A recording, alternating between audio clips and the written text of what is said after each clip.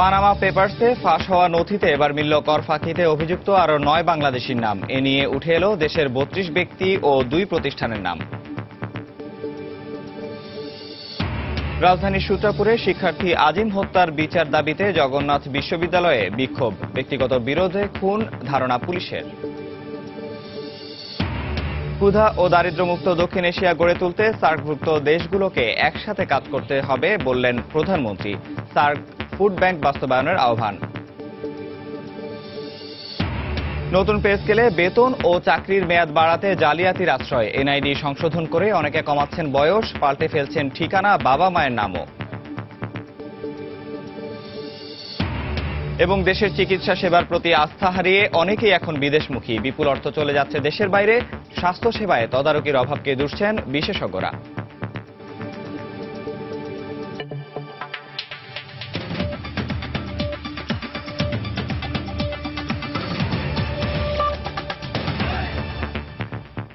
সময় সংবাদের সঙ্গে আছে আমি নিয়ামতুল্লাহ বাবু।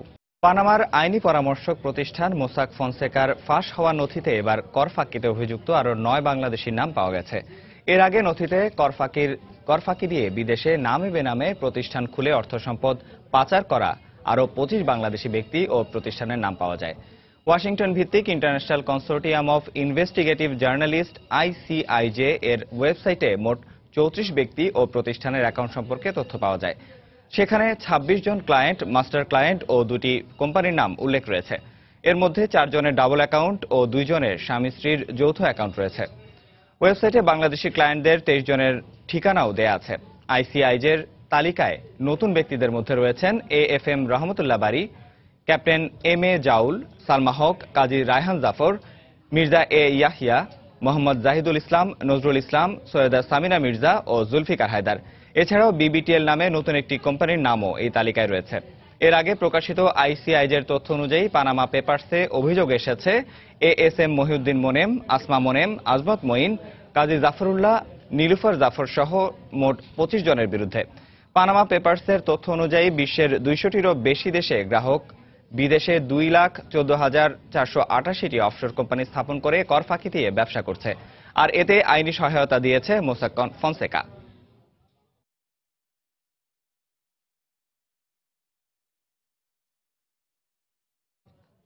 জগন্নাথ বিশ্ববিদ্যালয়ের এলএলএম এর ছাত্র নাজিমকে কুপিয়ে হত্যার প্রতিবাদে বিক্ষোভ মিছিল ও সমাবেশ করেছে জগন্নাথ বিশ্ববিদ্যালয়ের শিক্ষার্থীরা। সকাল 10:30টার দিকে তারা এই কর্মসূচি পালন করেন। সমাবেশ থেকে অভিযোগ করা হয়, বিগত সময়ে বিভিন্ন ব্লগার হত্যার বিচার না হওয়ায় এ ধরনের ঘটনা ঘটছে। নাজিম তার ফেসবুকে ধর্মান্ধতা ও যুদ্ধাপরাধীদের বিরুদ্ধে ব্যক্তিগত মতামত তুলে ধরত। এর জের ধরে এই হত্যাকাণ্ড হয়েছে কিনা তা খতিয়ে দেখার দাবি জানানো হয় সমাবেশ থেকে। গতকাল রাত 9টার দিকে নাজিম নিজ বাসায় ফেরার সময় রাজধানীর সূত্রাপুরের লক্ষ্মীবাজারে দুর্বৃত্তরা তাকে এলোপাতাড়ি কুপিয়ে ও মাথায় গুলি করে পালিয়ে যায়। পরে গুরুতর অবস্থায় তাকে ঢাকা মেডিকেলে নেওয়া হলে কর্তব্যরত চিকিৎসক তাকে মৃত ঘোষণা করেন। এদিকে ব্যক্তিগত বিরোধকে কেন্দ্র করে এই হত্যাকাণ্ড হতে পারে বলে প্রাথমিকভাবে ধারণা করছে পুলিশ।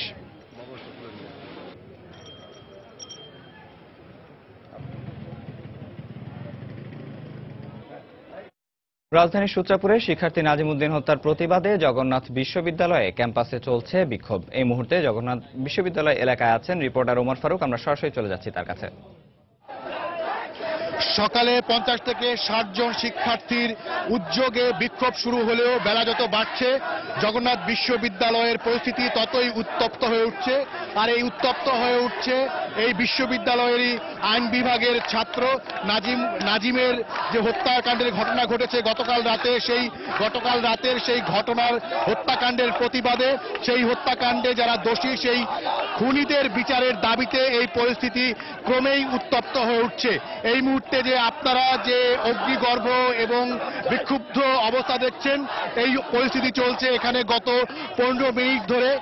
ছাত্ররা এখানে রাস্তার সামনে বেরিয়ে এসেছেন এবং তারা যেই রাস্তাটি অবরোধ করে রেখেছেন এই রাস্তাটির সাথে রাজধানীর সাথে পুরো দক্ষিণবঙ্গ, বরিশাল, খুলনা এবং শরীয়তপুর অঞ্চলের যে লঞ্চ যোগাযোগ সেই লঞ্চ যোগাযোগ জড়িত এবং এই রাস্তাটি পুরোপুরি বন্ধ হয়ে গেছে এবং অনেক গাড়ি এখানে আটকা পড়েছে।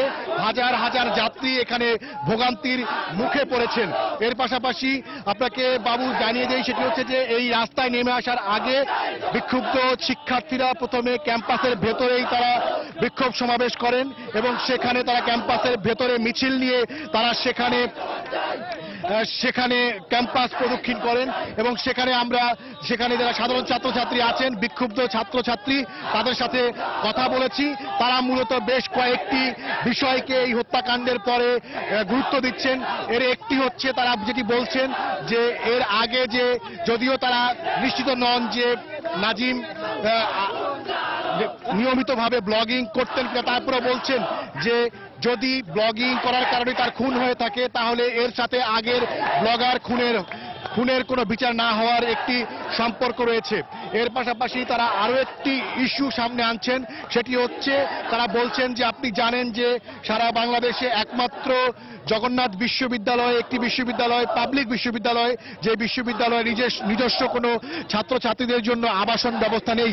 তারা বলছেন যে জগন্নাথ বিশ্ববিদ্যালয়ের যদি নিজস্ব আবাসন ব্যবস্থা থাকতো তাহলে হয়তো গতকাল রাতে ক্লাস করার পর নাজিমকে এই রাস্তা দিয়ে তাকে যেতে হতো না এবং তাকে এই খুনের মুখোমুখি হতে হতো না, পরিণতি স্বীকার করতে হতো না।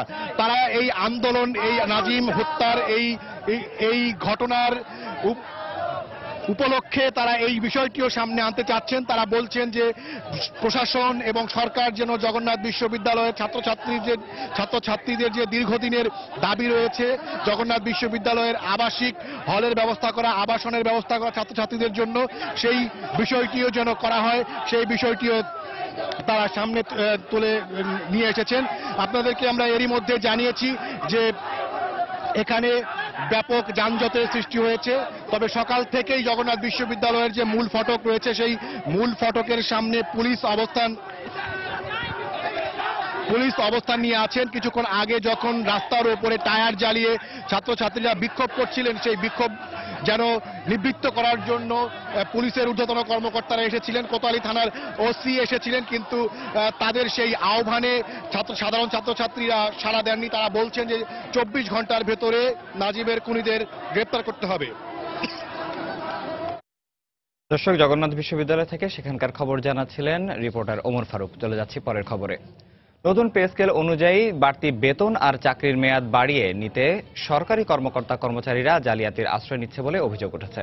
বিশেষ করে জাতীয় পরিচয়পত্র সংশোধনের মাধ্যমে বয়স কমিয়ে নেওয়ার চেষ্টা করছে তারা। অনেকে আবার নিজের নাম, ঠিকানা ও শিক্ষাগত যোগ্যতা সহ পুরো বিবরণী পাল্টে ফেলছে। কমলদের রিপোর্ট। জাতীয় পরিচয়পত্র অনুসারে মাহমুদুল হকের জন্ম তারিখ 1949 সালের 9 জুন, কিন্তু এখন তিনি এটি সংশোধন করে 1977 সালের 1 মার্চ করতে চান। একইভাবে সায়রা খাতুন নামে অপর একজন তার জন্ম তারিখ 17 এপ্রিল 1957 সাল পরিবর্তন করে করতে চান 1 মার্চ 1982। হারিস মিয়া নামে অপর একজন তার জন্ম তারিখ 31 ডিসেম্বর 1984 সাল করতে চান। অথচ এনআইডি কার্ড অনুসারে তার জন্ম তারিখ 1955 সালের 20 অক্টোবর। শুধু এই তিনজন নয়, এ ধরনের শত শত সরকারি কর্মচারী এখন তাদের বয়স সংশোধনের জন্য হন্য হয়ে ছুটছেন নির্বাচন কমিশনের আঞ্চলিক কার্যালয়গুলোতে। কারণ নতুন পে স্কেল অনুযায়ী পে ফিক্সেশনের জন্য জাতীয় পরিচয়পত্রই চূড়ান্ত। তাই এই সুযোগে চাকরির মেয়াদ বাড়িয়ে নেওয়ার সুবিধা নিতে চান তারা। চাকরি যখন জয়েন করেছে সে বয়সটা কমিয়ে চাকরির জন্য আবেদন করেছে এবং চাকরি করছে। যখন আইডি কার্ড করেছে তাতে তার হয়তো জন্ম তারিখটা বেশি দিয়ে দিয়েছে। এখন সে যখন আমাদের কাছে আবেদন করছে সে চাচ্ছে যে 5 বছর, 10 বছর, 15 বছর, 20 বছর এমন করে বয়সটা কমিয়ে যেন আইডি কার্ডটা সংশোধন করে দেওয়া হয়।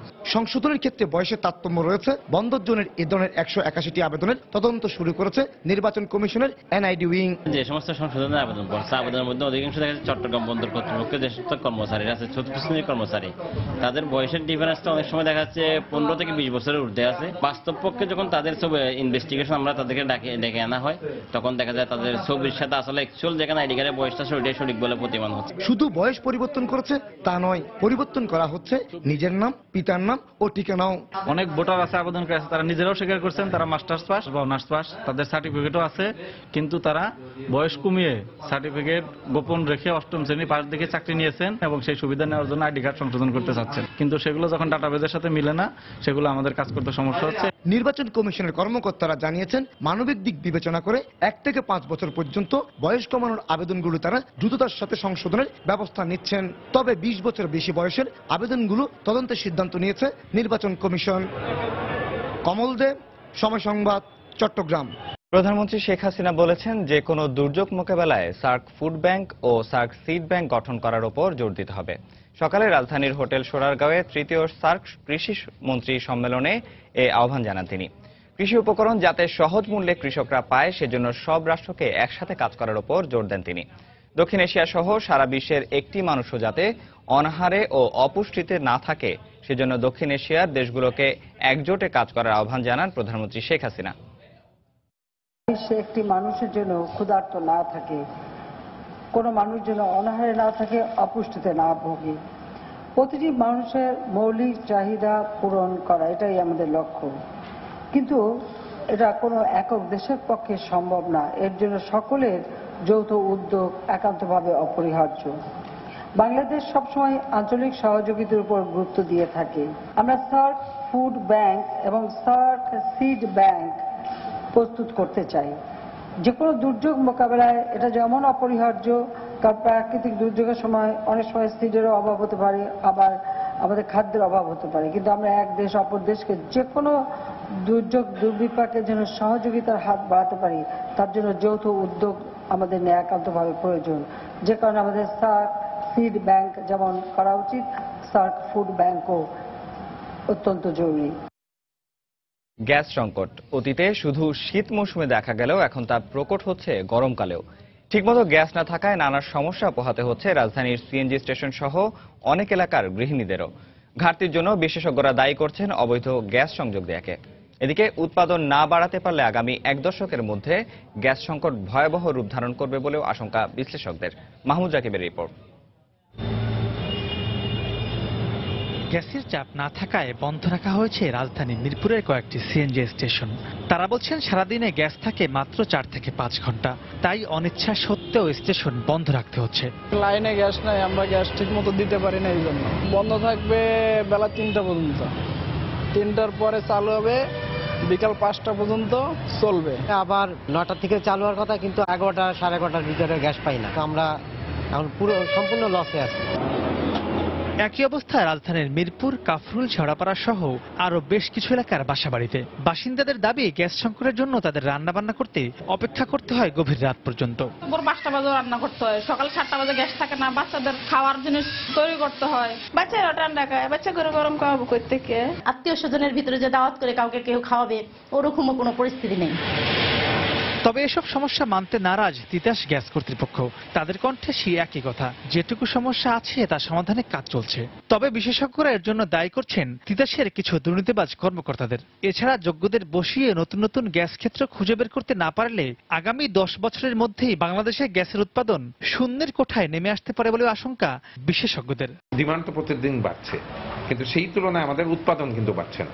অনতি বিলম্বে যদি এক্সপেডাইটেড অ্যাকশন নিয়ে আমাদের এক্সপ্লোরেশন বাড়াতে চেষ্টা না করি, তাহলে আগামী 10 বছরের মধ্যে জিরো হয়ে আসবে। উৎপাদনের সাথে জড়িত যারা, তারা প্রকট চেষ্টা করে যাচ্ছে এটাকে বৃদ্ধি করার জন্য, নতুন নতুন কূপ খননের চেষ্টা করছে। তিতাস সহ আরো 4টা কোম্পানি মিলে রাফলি 500 মিলিয়ন ঘাটতি রয়ে গেছে। 500 যে হিসাবটা দিতেছে কানেক্টেড কনজিউমার্স, কিন্তু দেয়ার ইজ হিউজ আনমেড ডিমান্ড। এই মুহূর্তে আমার মতে প্রায় 1000 মিলিয়ন কিউবিক ফিট গ্যাসের ডেফিসিট আছে। একটা দুষ্ট চক্র তিতাসে ইনভলভ হয়ে গেছে। মোটেই নয়, তিতাস তো distribution company, marketing company. Gas supply দুর্নীতি আছে, অসংখ্য মানে ভুয়া কানেকশন আছে। সরকারিভাবে গ্যাস উৎপাদন বৃদ্ধি করার চেষ্টার পাশাপাশি গ্যাস ব্যবহার ও অবৈধ লাইন বন্ধে নাগরিকদেরও সচেতন হবার পরামর্শ বিশেষজ্ঞদের। মাহমুদ রাকিব, সময় সংবাদ, ঢাকা। বাংলাদেশের চিকিৎসা সেবার প্রতি ধীরে ধীরে আস্থা হারাতে শুরু করেছে এক শ্রেণীর মানুষ। বিদেশে চিকিৎসা নেয়ার প্রবণতা বাড়ছে দিন দিন। এতে চিকিৎসা খাতে ব্যয় হওয়া বিপুল পরিমাণ অর্থ চলে যাচ্ছে বিদেশে। অনেকের অভিযোগ, চিকিৎসা সেবায় নিয়োজিত দেশের সরকারি এবং বেসরকারি প্রতিষ্ঠানগুলো পরিণত হয়েছে ব্যবসায়িক প্রতিষ্ঠানে। সাইফুল ইসলাম জুয়েলের রিপোর্ট। যুগের সাথে তাল মিলিয়ে চিকিৎসা সেবাতেও আমূল পরিবর্তনের ছোঁয়া লেগেছে বাংলাদেশেও। যুক্ত হয়েছে নিত্য নতুন আধুনিক রোগ নির্ণয় সরঞ্জাম। হাসপাতালগুলোর চাকচিক্য বেড়েছে লক্ষণীয়ভাবে। একটা সময় ছিল যখন অজানা নানা রোগ নির্ণয়ের জন্য দেশের বাইরে পাড়ি জমাতেন এক শ্রেণীর মানুষ। অন্যদিকে সুচিকিৎসা নিশ্চিতের জন্য সমাজের বিত্তবানদের সবসময়ের পছন্দই ছিল বিদেশ। তবে বর্তমান প্রেক্ষাপট ভিন্ন। দেশের অভ্যন্তরীণ চিকিৎসা সেবার প্রতি অনাস্থা এখন মধ্যবিত্ত শ্রেণীর। দেশের মধ্যেই 20 লাখ টাকা ব্যয় করেও মানসম্মত চিকিৎসা না পেয়ে পার্শ্ববর্তী দেশে পাড়ি জমিয়েছিলেন এই ভুক্তভোগী। আমাদের নামকরা যেসব হসপিটালগুলো আছে এগুলোকে আমি বলি যে 2 স্টার 3 স্টার হোটেল। আর ব্যাঙ্গালোরে যাওয়ার পর তাদের স্ট্রেট ফরওয়ার্ড কথা যে হ্যাঁ সার্জারি করো, কোনো ভয় নাই, তুমি ঠিক হয়ে যাবা। একই অভিযোগ পুরনো ঢাকার এই গৃহিণীর। মূলত চিকিৎসা সেবায় অতিরিক্ত ব্যয়ের পরও রোগ নির্ণয় ব্যর্থতা, চিকিৎসকদের দক্ষতার অভাব এবং নিম্নমুখী সফলতার হারের কথা জানান তিনি। 1 ব্যাগ 2 ব্যাগ 3 ব্যাগ করে করে আমি ব্লাড ভরলাম, কিন্তু আমাকে রোগের নাম বলা হচ্ছে না। 3 মাস আমার ছেলের ব্লাড ভরলাম। কলকাতায় যাওয়ার পরে আমার ছেলের ব্লাড টেস্ট করলো, করে বলল যে আপনার ছেলের তো টিবি রোগ হয়েছে। তো এই কথাটা আমাকে বাংলাদেশ বলেনি কেন?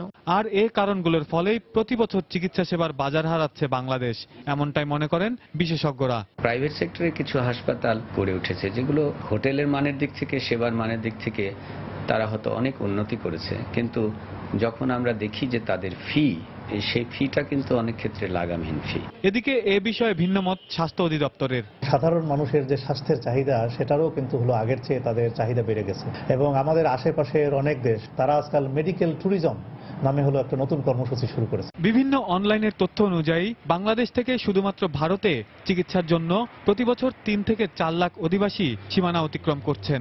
এছাড়া থাইল্যান্ড, সিঙ্গাপুর, মালয়েশিয়াতেও চিকিৎসার জন্য যাচ্ছেন তারা। সাইফুল ইসলাম জুয়েল, সময় সংবাদ, ঢাকা। সময় সংবাদ আরো থাকছে। টাঙ্গাইলে গুলিতে চরমপন্থী দলের 2 সদস্য নিহত। লক্ষ্মীপুরে নিহত এক যুবক। র্যাব ও পুলিশের দাবি বন্দুকযুদ্ধ, অস্ত্র ও গুলি উদ্ধার। এবং বকেয়া মজুরি সহ 5 দফা দাবিতে চতুর্থ দিনের মতো খুলনার রাষ্ট্রায়ত্ত পাটকলগুলোতে ধর্মঘট। খুলনা যশোর মহাসড়ক ও রেলপথ অবরোধ শ্রমিকদের।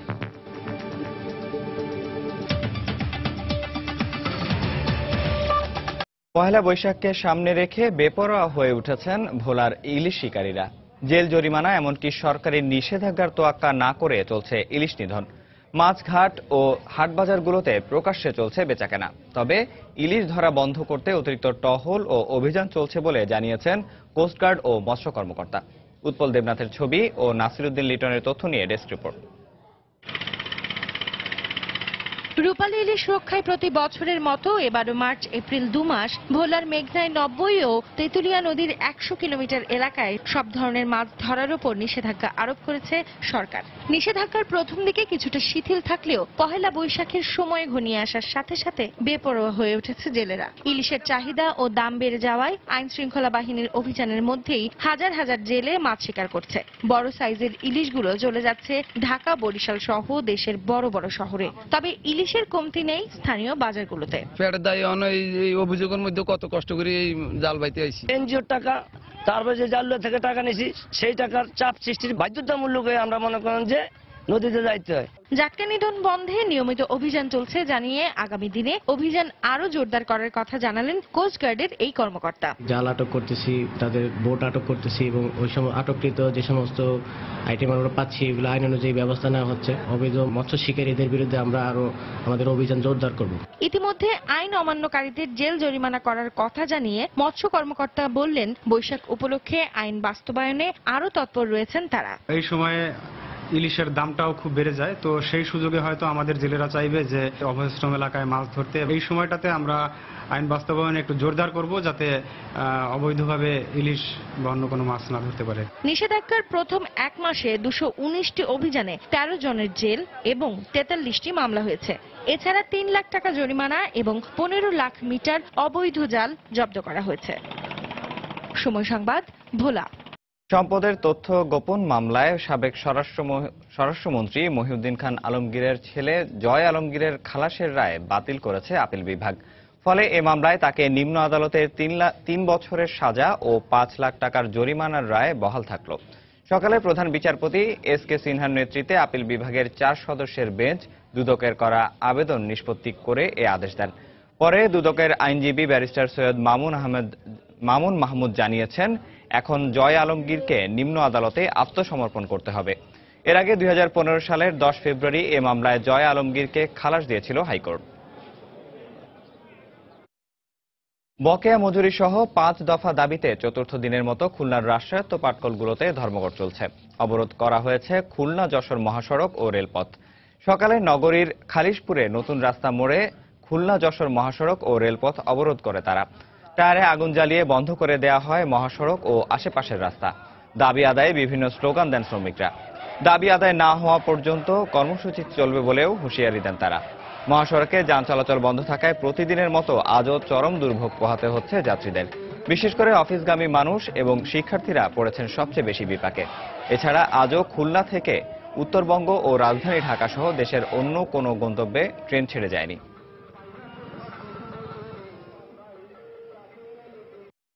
নির্দিষ্ট সময়ে অফিসে যেতে হয়। এইভাবে রাস্তাঘাট আটকে থাকলে আমাদের যে প্রতিদিনের যে জীবনযাত্রা, সেই জীবনযাত্রা ব্যাহত হয়। পরীক্ষার জন্য অনেক স্টুডেন্ট হেঁটে যাওয়া হচ্ছে, এটা আসলে আমাদের জন্য সবার জন্য বিপজ্জনক মনে হচ্ছে। এই অবরোধে আমরা যারা সাধারণ পথচারী, আমাদের সুবিধাটা কে দেখবে? আমি যদি ডিউটি টাইমে অফিসে যেতে না পারি তাহলে দায়বদ্ধতা তো আমার। যারা করছে এরা তো নিশ্চয়ই এদের দাবির জন্য করছে, আর আমরা যাচ্ছি, আমাদের কষ্ট হচ্ছে, কিন্তু ওদের সঙ্গে সংহতি প্রকাশ ছাড়া কিছুই করার নেই। বহিষ্কৃত এক শিক্ষার্থীকে পরীক্ষায় অংশ নিতে দেওয়ার দাবিতে চট্টগ্রাম বিশ্ববিদ্যালয়ের চারুকলা ইনস্টিটিউটের বিভিন্ন কক্ষে তালা ঝুলিয়ে দিয়েছে তার অনুসারীরা। এতে বন্ধ রয়েছে 2013-14 বর্ষের সব পরীক্ষা ও ক্লাস। বহিষ্কৃত মোফাজ্জল ছাত্রলীগের কর্মী বলে জানিয়েছেন তারা। শিক্ষার্থীরা জানান, মোফাজ্জলকে 8 মাস আগে শৃঙ্খলা ভঙ্গের অভিযোগে বহিষ্কার করে বিশ্ববিদ্যালয় প্রশাসন। তাকে সব ধরনের ক্লাস ও পরীক্ষা কার্যক্রম থেকেও বাদ দেওয়া হয়। এরই জেরে সকালে তাকে পরীক্ষায় অংশ নিতে দেওয়ার দাবি জানান তার অনুসারী শিক্ষার্থীরা। তবে প্রশাসনিক নিষেধাজ্ঞা বজায় রাখায় নগরীর চট্টেশ্বরী রোডে অবস্থিত ইনস্টিটিউটের বিভিন্ন কক্ষে তালা ঝুলিয়ে প্রতিবাদ জানায় তারা। এতে দুর্ভোগে পড়েন পরীক্ষা দিতে আসা শিক্ষার্থীরা। ক্যাম্পাসে যে কোনো অস্থিতিশীল পরিস্থিতি নিয়ন্ত্রণে অতিরিক্ত পুলিশ মোতায়েন করা হয়েছে।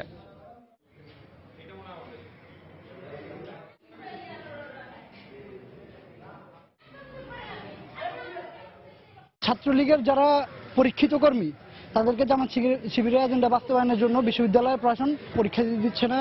এটার জন্য আমরা সুষ্ঠু বিচার চাই। ওই দিনও পরীক্ষা দিতে পারিনি, আজকেও একই অবস্থা। এখন এভাবে যদি প্রবলেম হতে থাকে তাহলে আমরা পরীক্ষা দেবো কখন? আমরা চাই যে খুব দ্রুত প্রশাসনিক ব্যবস্থা নেক, আর যে সমস্যাটা হয়েছে সলভ করে আমাদের সাধারণ যে ক্লাস এটা হোক। অনেক লম্বা প্রসেস পরীক্ষার, তা এর মধ্যেও তারা কিছু আমাদের কোনো হিংসি আমরা পাইনি। আমরা যে পরীক্ষার ডেটে পরীক্ষা দিতে আসছে সেদিনই তাদের আক্রমণ। টাঙ্গাইলে গুলিতে চরমপন্থী দলের 2 সদস্য নিহত হয়েছে। র্যাব বলছে বন্দুকযুদ্ধ। এ ঘটনায় র্যাবের 2 সদস্য আহত হয়েছেন বলেও দাবি করা হয়। গতকাল রাত 11টার দিকে সদর উপজেলার যুগনি এলাকায় এ ঘটনা ঘটে। র্যাব জানায়, গতকাল রাতে যুগনি এলাকায় চরমপন্থী দলের বেশ কয়েকজন সদস্য মিটিং করছে এমন সংবাদের ভিত্তিতে সেখানে অভিযান চালানো হয়। র্যাবের উপস্থিতি টের পেয়ে তাদেরকে লক্ষ্য করে গুলি ছোড়ে চরমপন্থীরা। আত্মরক্ষার্থে র্যাবও পাল্টা গুলি ছোড়ে। এতে চরমপন্থী দলের আঞ্চলিক কমান্ডার ফজলু ড্রাইভার ও তার সহযোগী উজ্জ্বল ঘটনাস্থলে নিহত হয়। উদ্ধার করা হয় একটি বিদেশি পিস্তল, একটি রিভলভার ও 7 রাউন্ড গুলি। পরে আহত 2 র্যাব সদস্যকে টাঙ্গাইল মেডিকেল কলেজ হাসপাতালে ভর্তি করা হয়। নিহত ফজলুর বিরুদ্ধে 20টি হত্যা মামলা রয়েছে বলে জানিয়েছে র্যাব।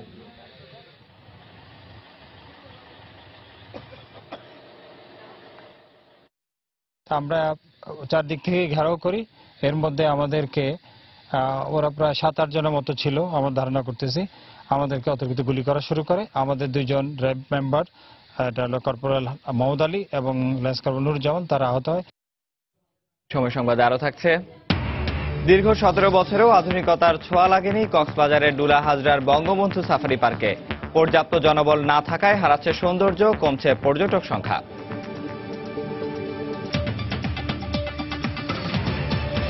রাজধানীর মিরপুরে স্বামীর বিরুদ্ধে এসিড নিক্ষেপের অভিযোগ তুলেছেন স্ত্রী। পারিবারিক কলহের জেরে এই ঘটনা ঘটেছে বলে জানিয়েছেন মাহফুজা আক্তার। আজ ভোরে রূপনগরে এ ঘটনা ঘটে। দগ্ধ মাহফুজা সহ তার মেয়ে ও বোনকে সকালে ঢাকা মেডিকেলে ভর্তি করা হয়। হাসপাতাল কর্তৃপক্ষ জানায়, মাহফুজা আক্তারের 11% পুড়ে গেছে। মাহফুজাকে বাঁচাতে এসে বাকিরা দগ্ধ হয়েছে বলেও জানা গেছে। পরিবারের পক্ষ থেকে এ ঘটনায় মিরপুরের রূপনগর থানায় একটি মামলা করা হয়েছে। প্রাথমিক জিজ্ঞাসাবাদের জন্য পুলিশ স্বামী সুরুজ মিয়াকে গ্রেফতার করেছে। গেটে টোকা দিয়ে বলে কি তোমার দেশি লোক আসছে। তো দেশি লোক আসছে, আমি গেট খুলছি, খুললে প্রথম যে লোকটা কালো অনেক লম্বা, ওই লোকটা রুমের ভিতরে ঢুকছে। ঢোকার পরে আমি মুখের দিক তাকায় বলি কি যে আমি তো ওদের চিনি না। ওই আর যেটা মুখোশ পরা উনি আর আমার স্বামী পাশাপাশি দাঁড়ানো ছিল, আমি একদম স্পষ্ট দেখছি। যখন বললাম চিনি না, তখন উনি কোনো প্রতিবাদ করে না। আমি ওর সাথে থাকতে চাই নাই কখনো। আমি বারবার যাওয়ার জন্য চেষ্টা করছি, কিন্তু বিভিন্ন প্রতারণা দেখায়, চাকরি, টাকা পয়সা, বহুত কিছু দেখে আমার বারবার রিটার্ন নিয়ে আসবে। আগামী 10 এপ্রিলের মধ্যে হাজারীবাগ থেকে ট্যানারি স্থানান্তরের সরকার অনড় থাকলেও তা নিয়ে দেখা দিয়েছে সংশয়। কিছু বাস্তব কারণে প্রকল্প এলাকায় কাজের অগ্রগতি বিবেচনা করে পুনরায় সময়সীমা নির্ধারণের দাবি ব্যবসায়ীদের। তবে সময় আর বাড়ানো হবে না বলে জানিয়েছেন প্রকল্প পরিচালক। বিস্তারিত কামরুল হাসান সবুজের রিপোর্টে। 2003 সালে হাজারীবাগ থেকে ট্যানারি স্থানান্তর প্রকল্পের অনুমোদন দেওয়া হলেও অবকাঠামো নির্মাণ কাজ শুরু হয় 2011 সালে। এরপর গত বছর জুনের মধ্যে কারখানা স্থানান্তরের নির্দেশ দেওয়া হলেও ব্যবসায়ীদের দাবির প্রেক্ষিতে কয়েক দফা বাড়ানো হয় এই সময়সীমা। এরপরও কারখানাগুলোর অবকাঠামো নির্মাণের ক্ষেত্রে তেমন কোনো অগ্রগতি না হওয়ায় চলতি বছরের শুরু থেকে কঠোর অবস্থানে যায় সরকার। সর্বশেষ চলতি মাসের শুরু থেকে হাজারীবাগে কাঁচা চামড়া প্রবেশ নিষিদ্ধ করা হয়। এর 3 দিন পর আবারও 1 সপ্তাহের জন্য বাড়ানো হয় কারখানা স্থানান্তরের সময়সীমা। এই সময়ের মধ্যেও কারখানা স্থানান্তর সম্ভব নয় বলে জানালেন ব্যবসায়ীরা। হেভি ইন্ডাস্ট্রি একটু সরাইতে আমাদের একটু সময় লাগবে, বিকজ এখানে সব মেশিনারিজ গুলি আমরা যদি নিয়ে সেট আপ করি তাও 1-1.5 মাস সময় লেগে যাবে। যদি আমি আজকেও শুরু করি, এখানে বর্জ্য যে নিষ্কাশন হবে ওইটার কিন্তু পাইপলাইনটা এখনো কমপ্লিট হয় নাই। 155টি শিল্প ইউনিটের মধ্যে এ পর্যন্ত মাত্র 8 থেকে 10টি শিল্প ইউনিট প্রকল্প এলাকায় উৎপাদনে যেতে প্রস্তুত। তাই সব ধরনের অবকাঠামো নির্মাণ কাজের অগ্রগতি মূল্যায়ন করে আবারও সময়সীমা বাড়ানোর দাবি ব্যবসায়ীদের। শিল্পমন্ত্রী মহোদয়কে আমি অনুরোধ করি, তিনি স্পেশালি কিছু বিশেষজ্ঞ দ্বারা এখনো আমরা শিল্পনগরটাকে রেকি করুক, ভালোভাবে দেখুক, পর্যালোচনা করুক, করে তারপরে সিদ্ধান্তগুলি নিই। এদিকে বর্জ্য শোধন সহ কারখানা চালু করতে সব ধরনের সুবিধা দিতে সরকার পুরোপুরি প্রস্তুত। একথা জানিয়ে প্রকল্প পরিচালক বলছেন, চামড়া শিল্পের স্বার্থ অক্ষুণ্ণ রেখে পরিবেশ সুরক্ষায় প্রয়োজনে আরো কঠিন সিদ্ধান্ত নেওয়া হবে। গভর্নমেন্টের লেভেলে আমরা প্রস্তুত। এখন সময়সীমা দেওয়ার কোন সুযোগ আমি মনে করি নাই। বিভিন্ন রকমের বস্তি চস্তি যেমন উচ্ছেদ করার আগে নোটিশ করার পরে কি জিজ্ঞাসা করে, তখন তো বুলডোজার লাগাই দেয় বা যেমনি হোক ম্যাজিস্ট্রেট থাকে, সবকিছু হবে। তা আমরাও সেভাবেই চিন্তা ভাবনা করতেছি। সর্বশেষ তথ্য মতে প্রকল্প এলাকায় কারখানা স্থানান্তরে এখনো পাইলিং ও বেস ঢালাইয়ের মধ্যেই সীমাবদ্ধ রয়েছে 86টি শিল্প প্রতিষ্ঠানের অবকাঠামো নির্মাণ কাজের অগ্রগতি। কামরুল হাসান সবুজ, সময় সংবাদ, ঢাকা। দীর্ঘ 17 বছরেও আধুনিকতার ছোঁয়া লাগেনি দেশের একমাত্র কক্সবাজারের ডুলাহাজরা বঙ্গবন্ধু সাফারি পার্কে। পার্কের 900 হেক্টরের বিশাল বনভূমি রক্ষণাবেক্ষণের জন্য পর্যাপ্ত জনবল না থাকায় ধীরে ধীরে সৌন্দর্য হারাচ্ছে এটি। এতে দিন দিন পর্যটকের সংখ্যাও কমছে। সুজাউদ্দিন রুবেলের তথ্য ও মোহাম্মদ ফরাজের ছবি নিয়ে ডেস্ক রিপোর্ট। কক্সবাজারে যাওয়া আসার পথে দেশের একমাত্র সাফারি পার্কে যাননি এমন পর্যটকের সংখ্যা খুবই কম। তবে 1999 সালে গড়ে ওঠা এই পার্কটি সৌন্দর্য হারিয়ে এখন প্রায় বিবর্ণ। সাইনবোর্ডে নানা সুযোগ সুবিধার কথা লেখা থাকলেও তার বেশিরভাগই পাচ্ছেন না পর্যটকরা। বর্তমানে প্রাণী ও বিভিন্ন প্রজাতির উদ্ভিদ বাড়তে থাকলেও এগুলো রক্ষণাবেক্ষণের জন্য নেই পর্যাপ্ত জনবল। আছে পার্কের কর্মচারীদের বিরুদ্ধে অসদাচরণেরও অভিযোগ। বাঘ এবং সিংহ দেখলাম, দেখে এগুলি মনে হচ্ছে যে দীর্ঘদিন অনাহারে। প্রাণীগুলো আসলে অবহেলিত, আর আসলে ওই ধরনের ম্যানেজমেন্ট থেকে যেভাবে তাদের টেক কেয়ার করাটা দরকার, ওইভাবে টেক কেয়ারটা হচ্ছে না। বন কর্মকর্তাদের উদাসীনতা রয়েছে, পশু পাখির প্রতি যত্নবান নাই, সংস্কার নাই। আমি আজকে এখানে হাঁটতে গেলাম, বাঘটা দেখবো, সিংহটা দেখবো, সে হঠাৎ করে আমার কাছে একজন লোক এসে বলে যে তাকে সে চিল্লাবে যদি আপনাকে আমাকে 100 টাকা দেন। পার্কের কর্মচারীদের অনেকে দীর্ঘদিন ধরে বেতন না পাওয়ার অভিযোগও করলেন। 16 পর্যন্ত বহাল মজুরি আছে, কিন্তু এখনো পর্যন্ত আমরা সংস্থাপনে গিয়ে আমাদেরকে বাদ দিয়ে দিছি। ব্যাক করছে, ব্যাক করার পর আমরা মামলা করছি, মামলা হাইকোর্টে রায় পাওয়ার পরও আমাদের এখনো পর্যন্ত বেতন দিচ্ছেন। স্থানীয় উপজেলা প্রশাসনের কর্মকর্তা পার্কের প্রতি সরকারের উচ্চ পর্যায়ের কর্মকর্তাদের দৃষ্টি দেওয়ার প্রয়োজনের কথা জানালেন। এখানে আরো প্রপারলি একটু ট্রিটমেন্ট দরকার। সরকারের উচ্চ পর্যায়ে যেভাবে আছেন তাদের একটু দৃষ্টি দেওয়া দরকার। অন্ততপক্ষে ট্যুরিজম এলাকা হিসেবে এই সাফারি পার্কটা যাতে মানুষের একটা ভালো ব্যবস্থাপনায় নিয়ে যাওয়া যায়। বর্তমানে বঙ্গবন্ধু সাফারি পার্কে 50 প্রজাতির প্রাণী ও 250 প্রজাতির উদ্ভিদ রয়েছে। সময় সংবাদ, কক্সবাজার। ফিলিপিন্সের আরসিবিসি ব্যাংকে বাংলাদেশের রিজার্ভের পাচার হওয়া 8 কোটি 10 লাখ ডলারের বিষয়ে কিছুই জানা ছিল না বলে দাবি করেছেন ব্যাংকটির প্রেসিডেন্ট লরেন্সো তান। দেশটির মাকাতি শহরের জুপিটার শাখার সাবেক ব্যবস্থাপক মায়া দেগুইতো এই বিষয়ে তাকে কিছুই জানানি বলেও দাবি তার। এর আগে দেশটির দুর্নীতি বিরোধী সিনেট ব্লু রিবন কমিটির ৪র্থ দফা শুনানিতে অর্থ কেলেঙ্কারির এই ঘটনায় নিজেকে পরিস্থিতির শিকার বলে দাবি করেন মায়া সান্তোস দেগুইতো। অর্থ পাচারের এই ঘটনায় আরসিবিসির প্রেসিডেন্ট লরেঞ্জো তান তাকে দাবার গুটি হিসেবে ব্যবহার করেছেন বলেও অভিযোগ করেন মায়া। এদিকে মিথ্যে বক্তব্য দিয়ে মায়া দেগুইতো তাকে অর্থ পাচারের ঘটনায় ফাঁসানোর চেষ্টা করেছেন বলে এক বিবৃতিতে জানিয়েছেন লরেঞ্জো তান। এছাড়াও দেগুইতোর আরসিবিসির ব্যাংকে যোগদানের আগে কিংবা পরে কোনো সময় কোনো ধরনের ব্যক্তিগত সম্পর্ক বা লেনদেন ছিল না বলেও দাবি করেছেন তিনি। দেশের বাইরের খবর। পানামা কেলেঙ্কারির ঘটনায় আইসল্যান্ডের প্রধানমন্ত্রী সিগমুন্ডুর ডেভিড গুনলগসন পদত্যাগের পর তার স্থলাভিষিক্ত হলেন কৃষিমন্ত্রী সিগুরদুর ইনগি জোহানসন। আগাম নির্বাচনের ডাক দিয়ে বুধবার তাকে নির্বাচিত করা হয়। ক্ষমতা গ্রহণের পর দেশের রাজনীতিতে স্থিতিশীলতা ফিরিয়ে আনার আশা ব্যক্ত করেন জোহানসন।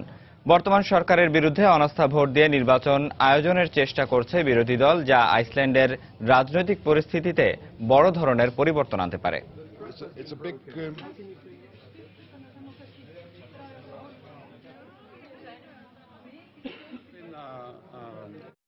উয়েফা চ্যাম্পিয়ন্স লিগের খবর। কোয়ার্টার ফাইনালের প্রথম লেগে হোঁচট খেয়েছে স্প্যানিশ জায়ান্ট রিয়াল মাদ্রিদ। উলফসবুর্গের ঘরের মাঠে 2-0 গোলে হেরেছে স্বাগতিকরা। স্বাগতিকদের কাছে 2-0 গোলে হেরেছে মাদ্রিদিস্তানরা। মাত্র 5 দিন আগে এল ক্লাসিকোয় চিরপ্রতিদ্বন্দ্বী বার্সেলোনাকে হারানোর আনন্দ ম্লান হয়ে যায় জিদানের শিষ্যদের। উয়েফা চ্যাম্পিয়ন্সের শিরোপার লড়াইয়ে এগিয়ে যেতে কোয়ার্টার ফাইনালের প্রথম লেগে জার্মান জায়ান্টেই অতিথি রিয়ালের শক্তি দা উলফসরা। ম্যাচের দ্বিতীয়ার্ধে গোলের জন্য মরিয়া হলেও প্রতিপক্ষের জালে বল পাঠাতে ব্যর্থ হয় লস ব্লাঙ্কোসরা।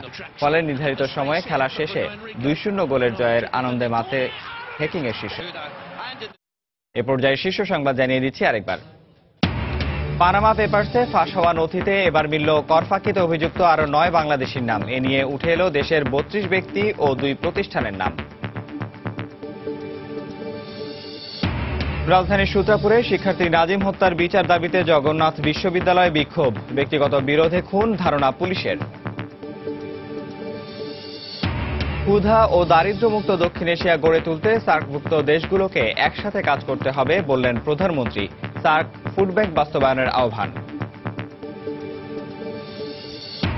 নতুন পে স্কেলে বেতন ও চাকরির মেয়াদ বাড়াতে জালিয়াতির আশ্রয়। এনআইডি সংশোধন করে অনেকে কমাচ্ছেন বয়স, পাল্টে ফেলছেন ঠিকানা, বাবা মায়ের নামও।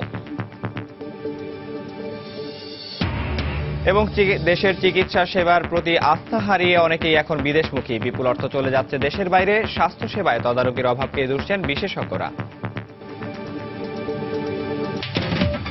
দর্শক, এই ছিল এখনকার মতো। যে কোনো খবর পেতে ভিজিট করুন সময়নিউজ.tv। যে কোনো বাংলা লিংক, রবি ও সিটিসেল নম্বর থেকে সময় সংবাদের খবর, অনুষ্ঠান সম্পর্কে জানতে এবং যে কোনো তথ্য সময় সংবাদকে জানাতে ডায়াল করুন 16242 নম্বরে।